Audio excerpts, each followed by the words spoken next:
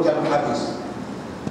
Di dalamnya terdapat ungkapan wa yakhrujuna 'alan nas fayastaquna al-miyah wa yafirru an-nasu minhum fayarmuna bisihamihim fis sama' fatarji'u mahdabatan bid-dima' fayaqulun qaharna ahlal ard wa qalabna man fis samawati wa qalabna man fis sama'i quwwah wa 'uluwwa qala fayab'athu Allahu 'alaihim naghafan fi aqfaihim qala fayuhlikuhum walladhi nafsi Muhammadin biyadihi inna dawabbal ardi latamasmanu wa tabtaru wa tabtaru wa tashkuru syakara wa tashkuru sakaran min luhu wa tashkuru sakaran min luhumihim. Maksudnya, dan mereka keluar menuju manusia, maka mereka mengambil air dan manusia lagi menjauhi mereka. Dia di mana? Semua orang ramai yang ada tengok dia takut. Dan kita dah kata di antara gambaran besarnya jasad Ya'juj wa Ma'juj ni, telinga kiri dia dengan telinga kanan dia bercantum. Geleng-geleng kepala, nampak? Bercantum telinga kanan dan telinga kiri. Besar mana telinga, gitu besar kepala dia. Besar mana pula jasad. Dan siapa nak kawat ni jantung telinga satu macam, hodoh dan tak elok gambaran makhluk-makhluk yang jahat. Manusia lagi semua Nabi kata. Mereka melemparkan panah-panah mereka ke langit, lalu panah-panah tersebut kembali dengan penuh darah. Dia panah ke langit, jatuh panah tu tengok darah dari ujung panah. Ada dah kena ke atas, tak tahu apa yang kena tapi darah. Andalnya kekuatan yang mereka miliki. Mereka berkata, kita telah mengalahkan penghuni bumi dan telah mengungguli kekuatan dan ketinggian orang-orang yang ada di langit. Bila dia tengok anak panah jatuh, darah bunuh habis semua, dia kata alhamdulillah, macam itulah. Siapa bersih dah lagi bumi kita kuasai. Dia kita dah conquer semua. Lalu Nabi SAW bersabda, lalu Allah Azza wa Jalla mengutus ulat-ulat di leher-leher mereka. Atau ulat itu terbang macam kargatu, macam patung-patung, Allah. Tetapi dia pergi ke bahagian leher dan tubuh. Nabi SAW bersabda, Allah menghancurkan mereka demi Rabb yang jiwa Muhammad berada di tangannya. Sesungguhnya binatang-binatang bumi menjadi gemuk, penuh lemak dan susu, dan mabuk kerana memakan daging mereka. Menyebabnya saya binatang yang makan tu jadi gemuk pula, berlemak dah sampai bersusu badan. Tak tahu kok khasiat pula makan Allah. Tapi maknanya begitulah. Sampai kami binatang tu jadi mabuk, Nabi kata. Banyaklah maknanya. Kita sendiri kalau banyak makan muntah, tak pening. Kata dia, bahasa muntah. Asal lampau sunat makan banyak. Macam itulah Nabi kata binatang-binatang lampau banyak sangat makanan. Dia Allah jadikan makanan mereka. Yang keempat, ini Ya'juj dan Ma'juj. Zulkarnain rahmatullahi alaihi membangun dinding Ya'juj dan Ma'juj untuk menghalang antara mereka dan tetangga mereka yang telah meminta pertolongan kepada Zulkarnain dari kejahatan yang Hal ini Ya'juj dan Ma'juj, bukan Ain. Hal ini sebagaimana disebutkan oleh Allah di dalam Al-Quranul Karim, qalu ya dzal qarnain inna Ya'juj wa Ma'juj mufsiduna fil ardh fahal naj'alu laka kharjan 'ala an taj'ala bainana wa bainahum sadda qala ma makkanni fihi rabbi khair fa'a'inuni biquwwah aj'al bainakum wa bainahum radma. Suratul Kahfi ayat 94 sampai ayat 95 yang bermaksud, mereka berkata, wahai Dzul Qarnain, sesungguhnya Ya'juj dan Ma'juj itu makhluk yang berbuat kerosakan di bumi. Maka bolehkah kami membayarmu imbalan agar engkau membuatkan dinding penghalang antara kami dan mereka? Dzulqarnain berkata, apa yang telah dianugerahkan Rabbku kepadaku lebih baik daripada imbalan, maka bantulah aku dengan kekuatan manusia dan alat-alat agar aku dapat membuatkan dinding penghalang antara kamu dan mereka. Dia di mana telah kita sebut Iskandar Dzulqarnain ini ialah seorang raja Islam yang adil, lagi beriman kepada Allah Subhanahu wa taala. Saya sering mengulang bagi mengingatkan balik bahawasanya Iskandar Dzulqarnain ini bukanlah Alexander the Great sebagaimana yang diajar di dalam buku-buku Tawarikh. Itu adalah raja jahiliyah yang dikaitkan dengan kerajaan Byzantium, kerajaan Romawi yang zalim, yang melakukan penjajahan dan penaklukan, kemudian menghamburkan manusia. Kemudian kerajaan Byzantium yang bersama Romawi ini pula, bila dia nak hukum manusia, diletak manusia dalam arena, yang di dalam ini stadium, patut dilepas singa. Nah, dilepas supaya boleh dapat dengan singa, dia baca soal. Sampai ke bila pun mati hamba. Kalau hamba tu boleh lawan singa, hamba dia hebat. Itu aja dia lawan tahu.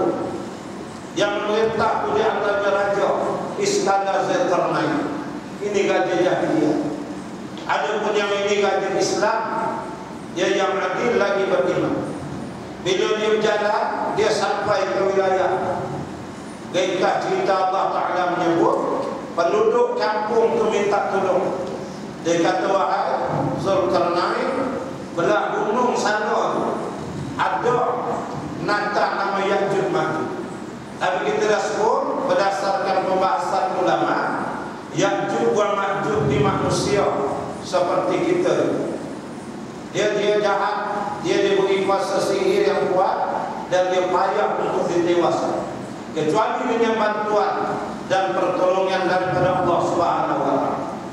Dan bagaimana katanya Iskandar Dzulqarnain boleh, kalau boleh kata penduduk kampung tu, kami upahlah sikit imbalan, kami upah ala kadarnya.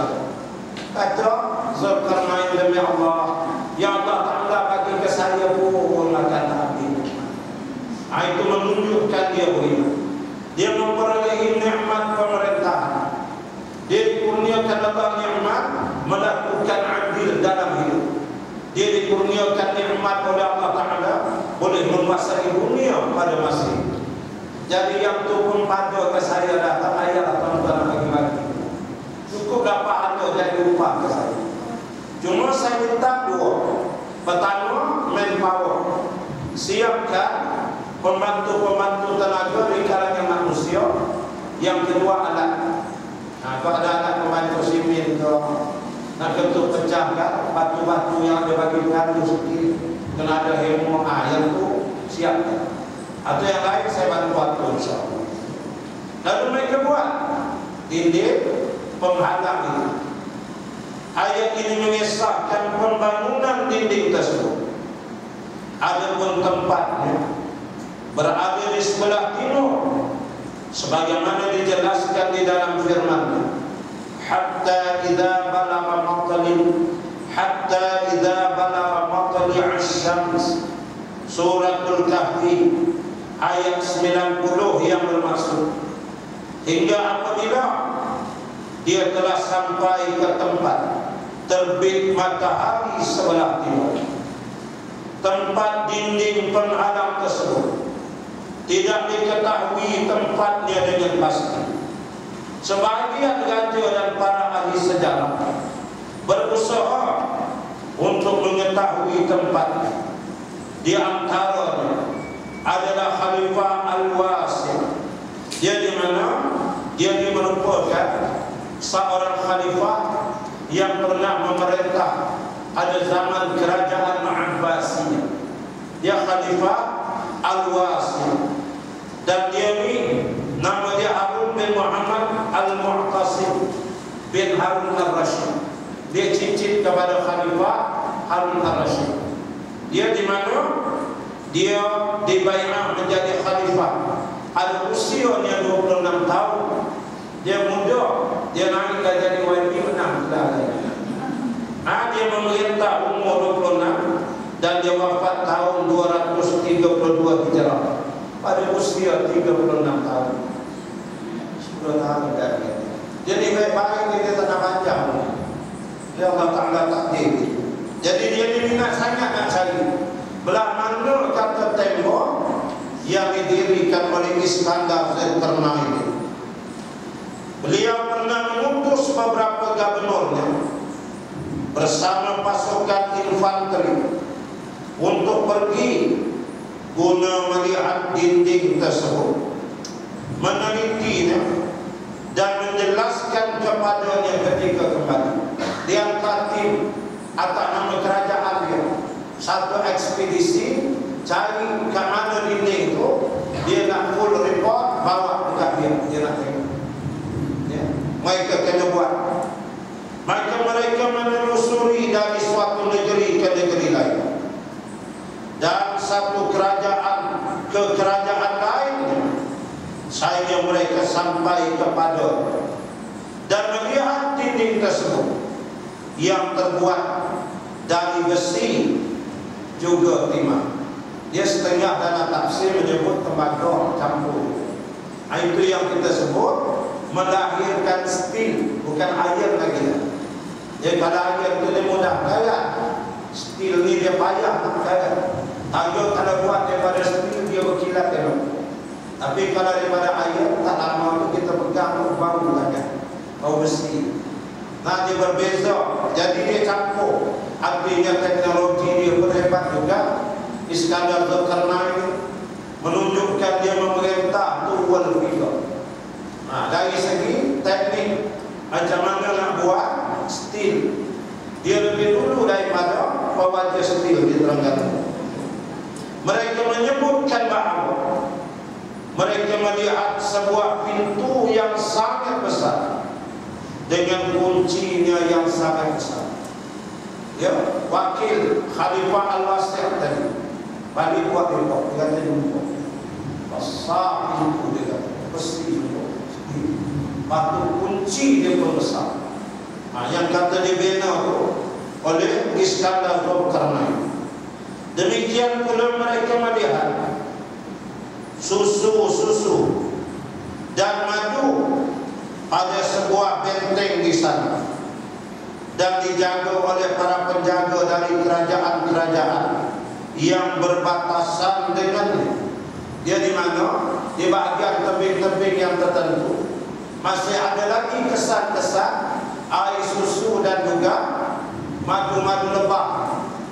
Ada lagi di situ. Jumlahnya dibahas ulama, apakah madu lebah itu dan susu dicampurkan lalu dijadikan sebagaimana gam untuk mencantumkan batu-batu dengan besi itu Allah. Karena telah terbukti sah secara saintifik, yakni piramid yang dibangun oleh Fir'aun di Mesir itu, batu-batu yang bertindak naik jadi 3 segi itu, cantumannya menggunakan madu-madu.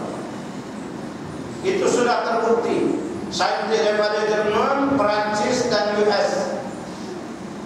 Hatta ahli sains Jepun yang buat kajian mutakhir mengesahkan penemuan bahawasanya Fir'aun menggunakan madu-madu lebah mencantumkan batu-batu piramid. Dahsyat tak dahsyat kerajaan Fir'aun.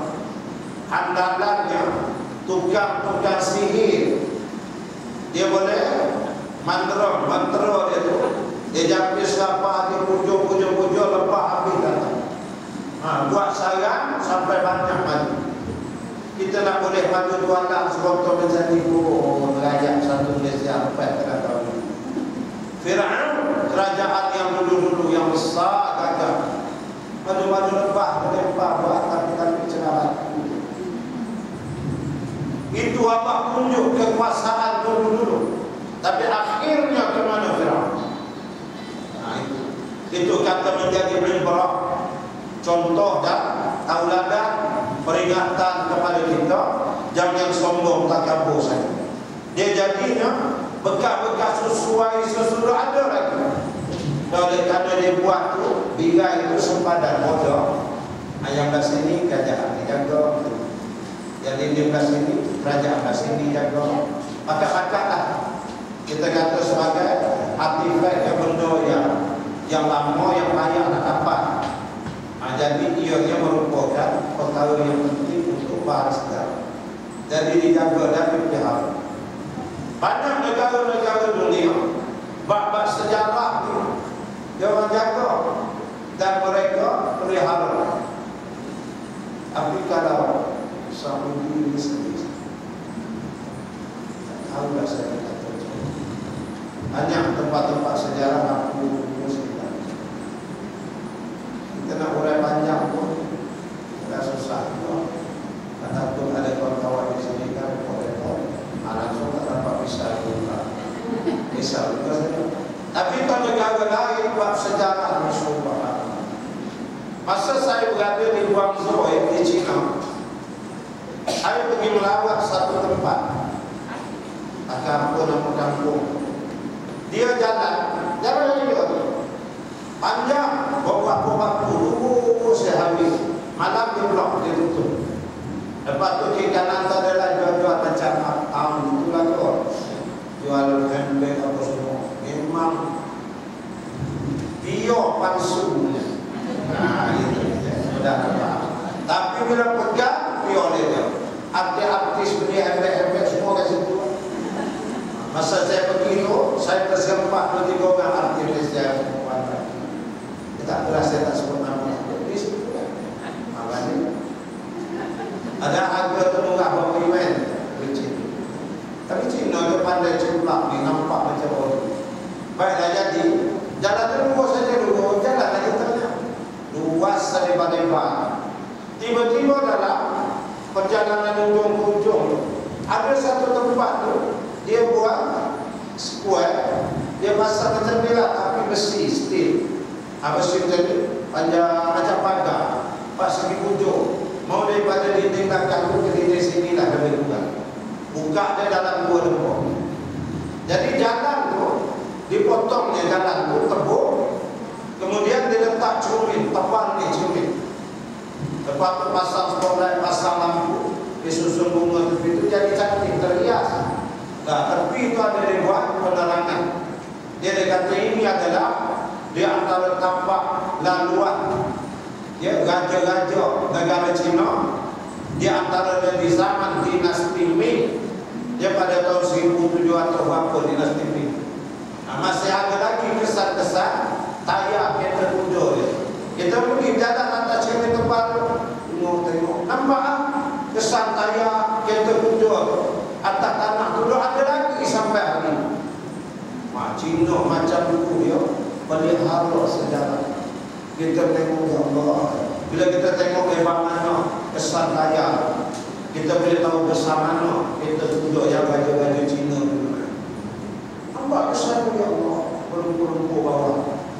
Jago betul-betul. Mau datang ni buat cermin situ boleh tengok. Ada spotlight. Oh saya punya excited. Kata hebatnya mereka memelihara sejarah. Sebab kita pun berguru juga dengan sejarah. Tapi mereka betul lah cerita buat tak tahu dalam cara cerita. Tapi nak menyebut itu. Jadinya dia ni menceritakan bahawasanya ada kerajaan-kerajaan dekat perbatasan tempatan itu yang dolar. Dan dinding tersebut sangat tinggi sekali. Tidak dapat didaki juga gunung-gunung yang ada di sekitarnya tidak dapat didaki. Dia buat tembok itu tinggi sungguh, tak dia panjang. Kalau kata 10 kaki tak apa. Ada licin dia besi nak pegang mana? Licin itu memang tak dia panjang. Tapi kata dia tinggi sangat.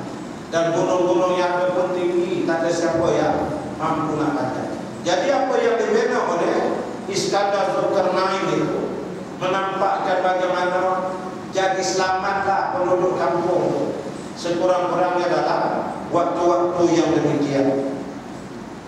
Setelah itu mereka kembali ke negeri mereka setelah mengembara lebih dari 2 tahun dan menyaksikan banyak keajaiban. Dia macam-macam lah mereka jumpa, benda-benda pelik. Mereka buat catatan. Mereka pergi ekspedisi ini lepas 2 tahun baru balik. Artinya mereka membantu dalam membuktikan benarnya Al-Quran. Kalau dia jumpa tak jumpa pun dia punya masalah. Tapi kalau Quran sebut kita percaya Quran mesti betul punya kan. Tapi bila dia jumpa tu menguatkan lagi. Ada fakta-fakta bukti. Kisah ini disebutkan oleh Ibnu Katsir dalam tafsir. Akan tetapi beliau tidak menyebutkan sanad. Maka hanya Allah lah yang mengetahui kebenaran kisah. Cerita tadi itu dalam kitab tafsir Ibnu Katsir ada. Tapi dia tak sebut kisahnya kami daripada raja ni yang memerintah kerajaan Abbasiyah. Tapi juga orang ini cerita baru tak ada. Atau ada cerita begitu. Jadi betul tak betul ke Allah. Kita serahkan dia kepada Allah Subhanahu wa taala. Dan yang ditunjukkan dari beberapa ayat terdahulu bahawa dinding tersebut dibangun di antara 2 gunung berdasarkan firman Allah Ta'ala, hatta idza balagha baina as-saddain, sehingga apabila dia telah sampai di antara 2 gunung. Ayat 93 suratul Kahf. Ya, as-saddan maknanya adalah 2 gunung yang berhadap-hadapan. Kemudian Allah Ta'ala berfirman, hatta idza sawa baina as-sadafain, ayat 96 surah Al-Kahfi yang bermaksud hingga apabila potongan besi itu telah sama rata dengan kedua puncak gunung itu.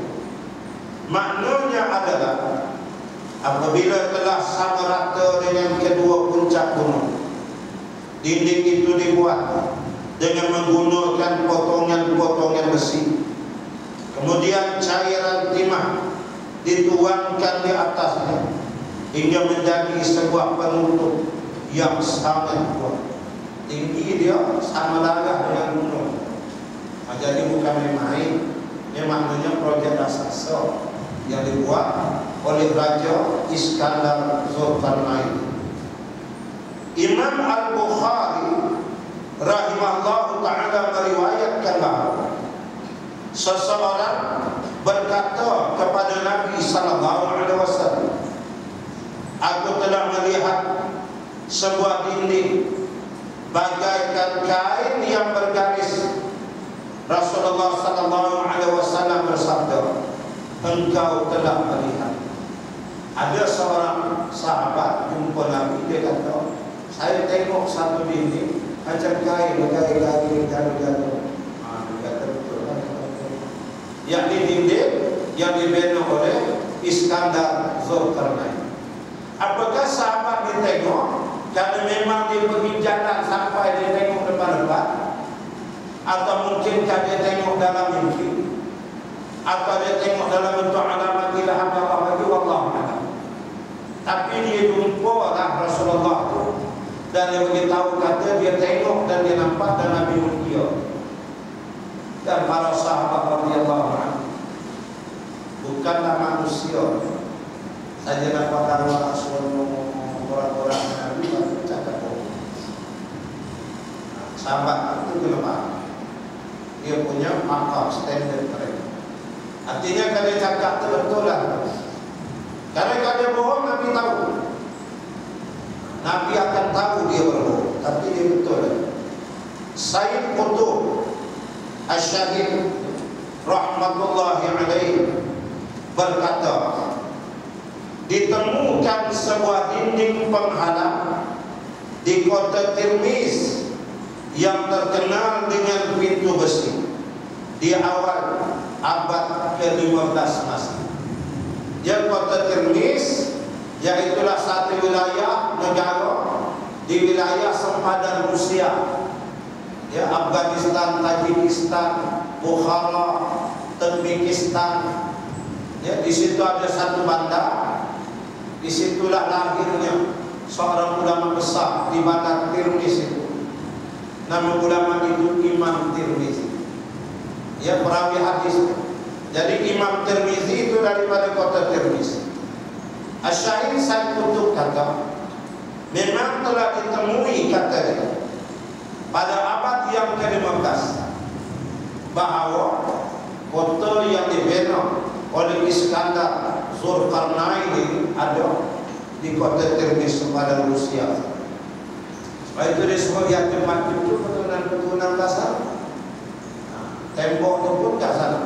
Kalau tembok itu kata kubang pasu misalnya, orang kasih, atau tembok itu di Syalam atau di Gombak, bukan gitu. Tapi bila di sana makna kubang pasu itu, dia belah-belah Rusia. Seorang ilmuwan Jerman yang bernama Salberger, Salberger, pernah melewatinya dan mengabadikan dalam buku. Saya pernah jumpa dan ada catatan yang dibuat. Demikian pula seorang ahli sejarah dari Spanyol bernama Clavijo di dalam perjalanannya pada tahun 1403 Masehi. Dan beliau berkata, penutup kota pintu besi ada di jalan antara Samarkand dan India. Ini ada dicantikkan oleh Asy-Syahid Sayyid Qutb rahimahullah ta'ala dalam tafsirnya Fi Zilalil Quran. Dia ada tulis, jadi tembok antara Samarkand dengan India, di tengah-tengah laluan bumi. Boleh saja dinding penghalang tersebut adalah dinding penghalang yang dibangun oleh Zulkarnain. Dia kata Asy-Syahid Sayyid Qutb, bukan mustahil. Menengok kepada adik Nabi, cerita Dajjal yang nikmat itu semua, atau ada catatan menyebut dinding itu kat situ, tak mustahil. Jangan-jangan itulah apa yang pernah dibina oleh Iskandar Zulkarnain, kata dia. Kami katakan barangkali dinding penghalang ini hanya sekadar pagar-pagar yang mengelilingi kota Tirmiz, seperti yang dikatakan oleh Yaqub Al-Hamawi dalam kitabnya Mu'jamul Buldan, dan bukan dinding penghalang yang dibangun oleh Zulkarnain. Ini pendapat tubuh kita. Dia kata boleh jadi yang itu ialah orang dulu-dulu bila duduk dalam sebuah negara, biasanya negara kota dia ada kota dia dulu lah, sekarang bukan ada lah. Tapi kalau dulu memang ada kota-kota dia. Kalau ibu lihat gambar-gambar lama asal Madinah. Nah, Madinah atas ada gambar di atas persegi keliling kota ini. Nah, masuk ada pintu kota ini. Nah, macam itulah dulu. Jadi katanya tubuh kita boleh jadilah yang ditemui sebagai pintu yang besar, kursi yang semua tinggi gunung. Itu mungkin jajaran yang jauh keliling. Yang dibina oleh Iskandar Zulkarnain itu yang lain. Nah, mungkin ada di tempat lain yang tu yang tutup, yang blok, yang dimaksud kepada keluar dari. Yang tu mungkin yang lain kata dia pula. Allah alam ni pandangan dia. Demikian pula tidak penting bagi kami menentukan tempat dinding penghalang tersebut dalam pembahasan ini. Bahkan kita harus berhenti sesuai dengan yang Allah khabarkan kepada kita semua. Nah, tubuh kita info besar lagi. Dia kata gini je lah. Nanti tanyalah orang lain, ada pandangan dia pula. Ada saintis ini, ada pernah minggu pula. Ada tak ada ini, pernah mimpi pula. Sudah banyak. Lama kita jadi begini. Sekarang macam ni itu. Benda ni full stop. Jangan tidur situ kata dia. Cukup. Bila Allah kata Iskandar Zulkarnain pernah membina kota, ya kita percaya dah. Negeri mana, belah mana, tinggi banyak itu. Kalau ada tak ada sudahlah. Terus ada itu dibahas yo sangat sampai tak ditengok pula ayat-ayat Quran yang lain. Maknanya begitu. Ada Quran tu banyak lagi ayat-ayat lainnya boleh kita semongkar rahsia-rahsia kisah dan peristiwa. Jadi jangan kata dia fokus yang itu je tersalah. Pindah-pindahlah kepada hal-hal yang lain. Cuma Allah dah bagi tahu kita beriman itu saja. Demikian pula yang diterangkan dalam berbagai hadis sahih, yaitu bahawa dinding Ya'juj dan Ma'juj itu masih ada hingga datang waktu yang telah ditentukan untuk dirobohkan. Kemudian disusul dengan keluarnya Ya'juj dan Ma'juj. Hal itu terjadi ketika kiamat telah dekat, sebagaimana yang dikhabarkan oleh Allah Subhanahu wa taala. Qala hadza rahmatun min rabbi wa idza jaa wa'du rabbi ja'alahu dakka wa kana wa'du rabbi haqqan wa tarakna ba'dahum yawma idzin yamuju fi ba'd wa nufikha fis-sur ajma'nahum jam'a. Ayat 98 saya 99 Suratul Kahfi yang bermaksud. Zulkarnain berkata, dinding ini adalah rahmat dari Rabbku. Maka apabila janji Rabbku sudah datang, dia akan menjadikannya hancur dulu. Dan janji Rabbku itu adalah benar. Kami biarkan mereka, yakni Ya'juj dan Ma'juj, di hari itu berbaur antara satu dengan yang lain. Kemudian ditiup lagi sangkakala, lalu kami kumpulkan mereka semua. Dalil yang menunjukkan bahawa dinding penghalang tersebut belum dihancurkan adalah hadis yang diriwayatkan dari Abu Hurairah radhiyallahu anhu dari Nabi sallallahu alaihi wasallam tentang dinding penghalang itu. Nabi sallallahu alaihi wasallam bersabda dalam ayat Quran tadi, bila dia dah siap memuji-mujilah rakyat orang ramai kepada Iskandar Zulkarnain. InsyaAllah tuanku, ya alhamdulillah, nampak tegak sasa teguh dinding ya, kerajaan terbang besar teguh ramah.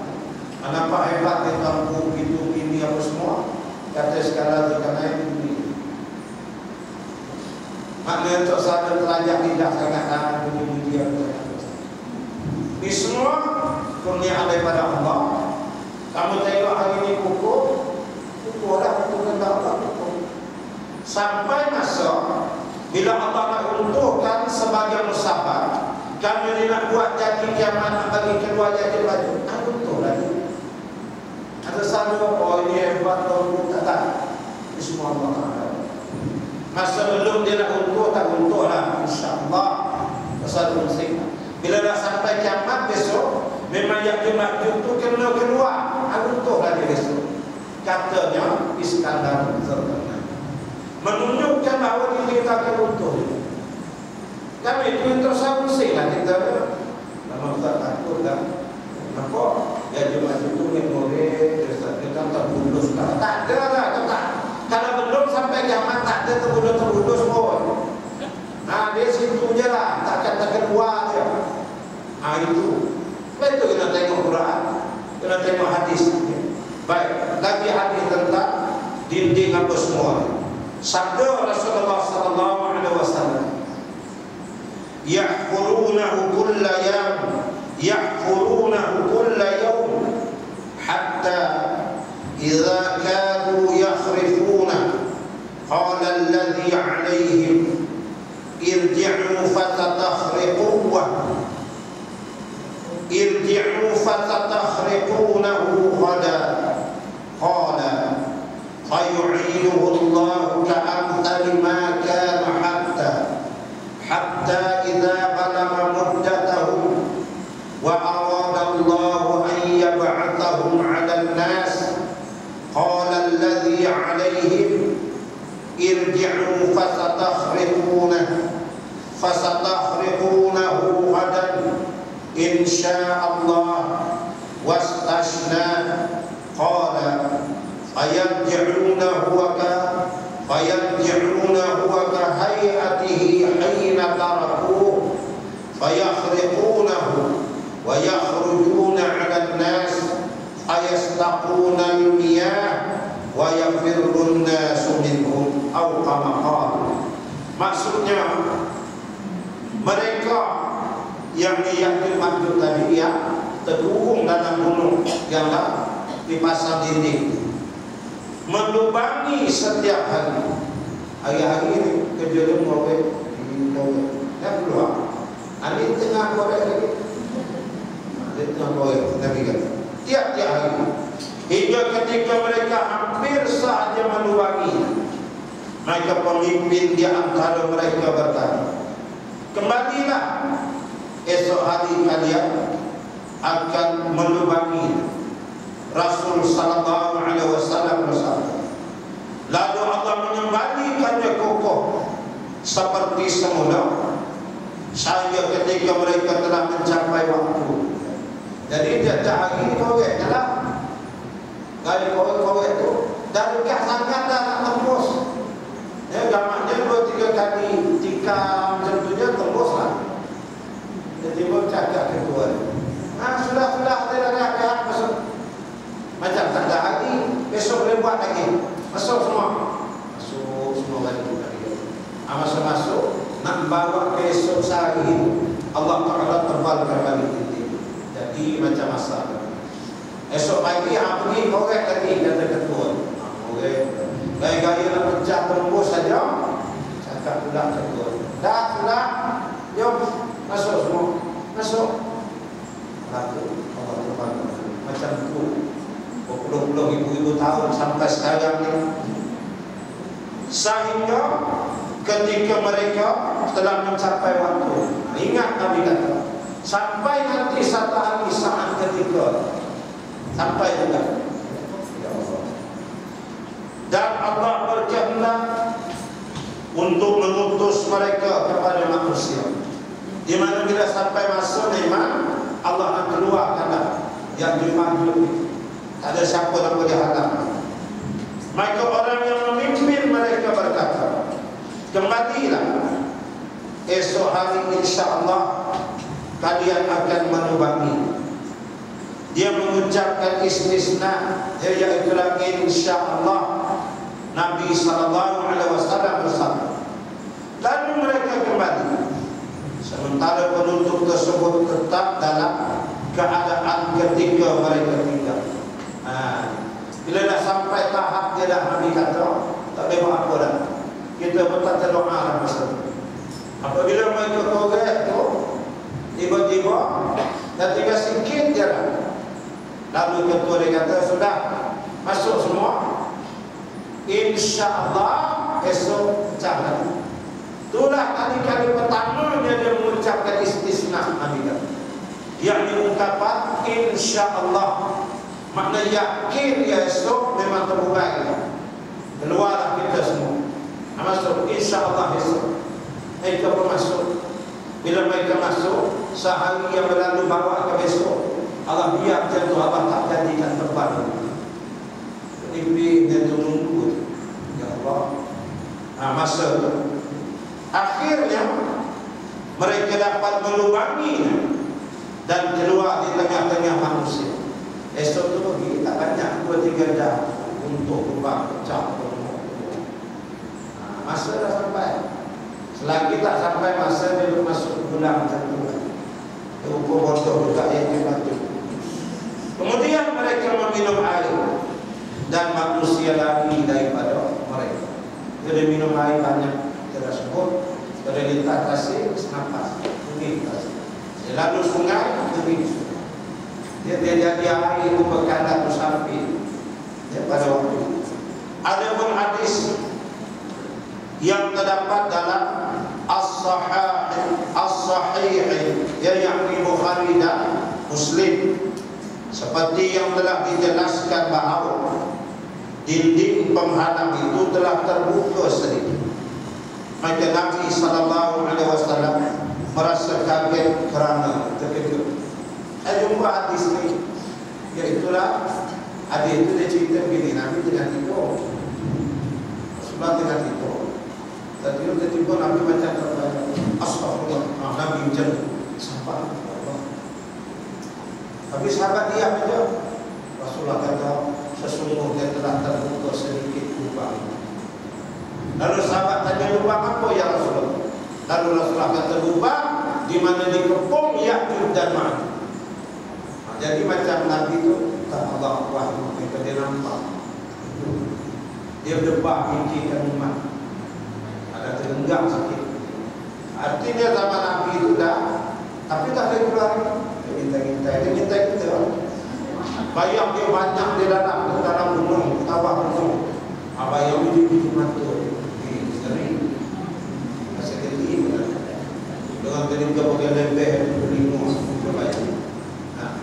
Ya'juj dan Ma'juj. Na'udzubillah min dzalik. Mau tak kena istawi memikirkan umat. Baik. Al-Ustaz Said Qutb rahmatullahi alaih Asy-Syahid melihat dari sisi tarjih, bukan dari sisi yang yakin bahawa janji Allah untuk membuka penutup itu telah terjadi dan Ya'juj dan Ma'juj telah keluar. Mereka adalah bangsa Tartar yang muncul pada abad ke-7 Hijriah. Mereka telah menghancurkan kerajaan-kerajaan Islam dan hidup di muka bumi untuk melakukan kerosakan. Ini satu lagi pandangan Syahid saya. Dia kata bahawa Ya'juj Ma'juj sebenar keluar itu yakin. Yakin juga. Yakin bahawa dekat akan masuk keluar aja. Tetap banyak. Apa kata saya putus. Tapi yang aku nak bagi tahu kata dia, iaitulah peristiwa yang berlaku tahun 7 Hijriah. Serangan tentera-tentera Mogul dan Tartar ke atas wilayah dan negara-negara umat Islam. Dia tentera-tentera Mogul yang dipimpin oleh Hulako. Hulako ini cicit, bukan cucu ya, cicit kepada Genghis Khan. Jadi kata Syahid saya Qutb, yang tu Ya'juj Ma'juj juga. Sebab dia tunggu daripada wilayah daerah belah sana, belah perbatasan dinding di sana. Tapi yang ori punya tu belum, tu nak kiamat tu dia keluar. Tu tersaran pula. Ada nak bincang panjang yang tu dia. Tapi ya, bagi sedang habis yang kita sebut Mogul dan Tartar. Itu Ya'juj Ma'juj. Kita dah kelihatan tu ya ada. Mongolia tu tentera Mogul dan Tartar itulah dia keturunan Ya'juj wa Ma'juj. Dia tidak ada melainkan melakukan kerosakan. Kita dah sebut dia punya hebat, gagah, berani, hebat, terawat, takut orang betul. Diceritakan di kota Baghdad. Seorang tentera Mongol masuk ke dalam masjid. Kemudian dia kira ada 10 orang jemaah lelaki yang duduk dalam masjid. Dia cincin telinga keluar. Tentera ni seorang dia tentera Mongol. Dia cincin keluar telinga, pelan-pelan tahu. Baris. Lalu dibariskan mereka semua. Kemudian dia lapor, tinggal dia nak ambil pedang. Rupa-rupanya pedang terjatuh, tentera Mongol. Pedang dia terjatuh yang tinggal sarung. Lalu dia marah-marah, setelah dia untuk mana pun tak jatuh pedang. Masa aku nak mancung kepala, masa ni dah jatuh. Tunggu kejap, kata. Lalu dia pergi balik ke perjemaah dia yang jauh daripada masjid. Pergi ambil pedang. Kemudian sampai di halaman masjid, dia pancung 10 lelaki tadi. Mereka tak berani nak angkat kaki melarikan diri, tak berani. Karena merasakan gagahnya tentera Mongol. Yang bermaju. Itu yang saya kutuk tadi, itu di antara bayangan. Mereka telah keluar. Terus pancung. Setelah dia pancung, dia kata bahasa panas. Dia buka topi besi dia, didapati seorang perempuan. Rupanya tentera Mongol itu perempuan. Itulah. Mereka tukar Baghdad menjadi kolam darah. Bergenang dalam darah. Habis semua mereka. Punah jahanam. Sekitar lebih kurang 3 juta kitab yang ada dalam perpustakaan di Umban masuk dalam Sungai Furat dan Sungai Tigris. Sungai Tigris dan Sungai Euphrates. Mereka pijak dengan kuda yang mereka tunggangi, sehingga air sungai jadi hitam. Keluar dia dakwah daripada kitab-kitab yang banyak yang dikarang oleh para ulama. Itu. Jadi kata Asy-Syaikh Sayyid sudahlah. Al-Qurtubi rahimahullah ta'ala mengomentarkan bangsa Tatar ini dengan ungkapan, dan telah keluar sebahagian dari mereka. Sebahagian keluar bangsa yang di Turki.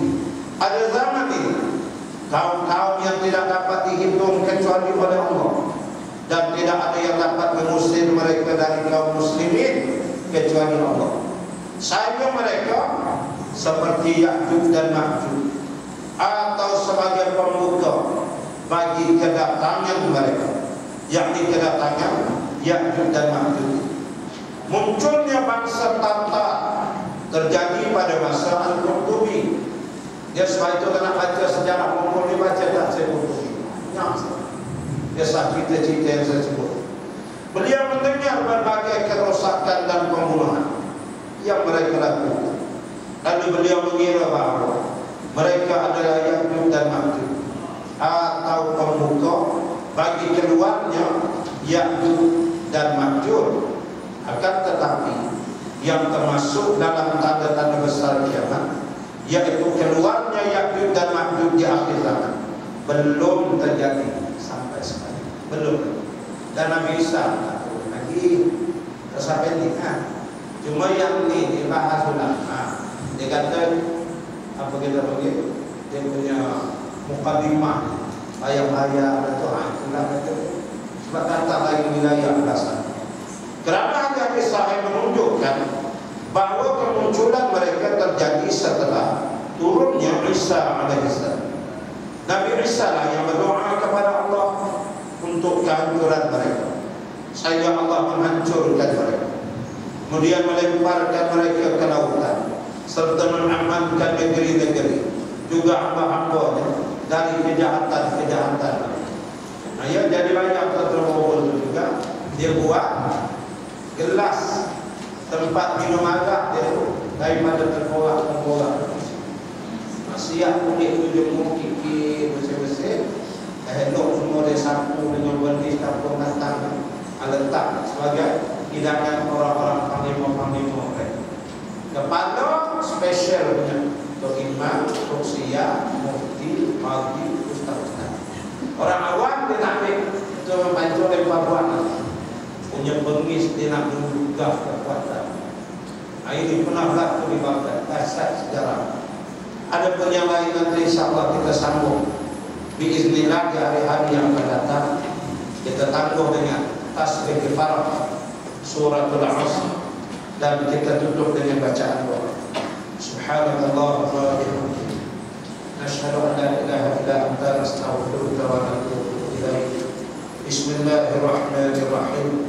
Wal 'asri innal insana lafi khusr illa alladziina aamanu wa 'amilus shalihaat wa tawassaw bil haqqi wa tawassaw bis sabr. A'udzu billahi minasy syaithanir rajim. Bismillahirrahmanirrahim. Alhamdulillahi rabbil alamin.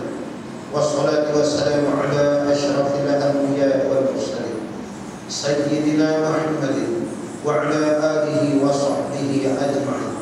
Allahumma nawwir bil 'ilmi qulubana واستعمل بطاعتك أبداننا وخلص من الفتن والمحن أسرارنا واشغل بالاعتبار أفكارنا وقنا شر وساوس الشيطان وأجرنا منه يا رحمن حتى لا يكون له علينا سلطان برحمتك يا أرحم الراحمين.